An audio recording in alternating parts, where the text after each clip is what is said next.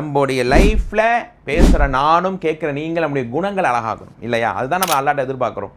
அல்லாஹ் என் குணத்தை அழகுபடுத்து, அல்லாஹ் என்னுடைய பேச்சை அழகுபடுத்து, என் மக்களோட பழகிற அணுகுமுறை அழகாக்கன்னு கேட்குறோம். அப்படியான ஒரு செய்தி பாருங்கள், முஸ்லீமில் 5036வது செய்தி.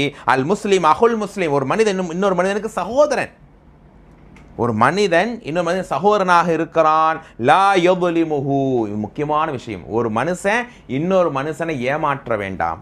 கூட பிறந்த அண்ணனை தம்பி ஏமாத்திடுறாங்க. கொடுத்த காசை வாங்கி அல்லது ஏதாவது ஒரு ஏமாற்று பண்ணி அண்ணனை தம்பி ஏமாத்தா, தம்பி அண்ணனை ஏமாத்துறாங்க. அப்போ எப்படி இந்த மனித சமூகம் இறைவனுடைய பொருத்தத்தை பெரும்? அன்பானவர்களே, உங்களுக்கு முடிஞ்சால் அடுத்தவங்களுக்கு கொடுங்க, இல்லைன்னா நீங்கள் யாரும் ஏமாத்தாதீங்க. இதுதானே வாழ்க்கையினுடைய அடிப்படையாக இருக்கணும். பெருமானார் ஸல்லல்லாஹு யظலிமு அஹதுன். யாரையும் ஏமாற்ற நினைக்காதீங்க. இந்த மைண்ட் உங்கள் லைஃப்பில் இருக்கா? இப்படி சொல்லி உங்கள் பிள்ளைகளை வளங்க. யாரையும் ஏமாற்றுவதோ, யாருடைய காசுக்கோ, யாருடைய பொருளுக்கு ஆசைப்படுவது நிச்சயம் இறை நெருக்கத்தை வாங்கி தராது.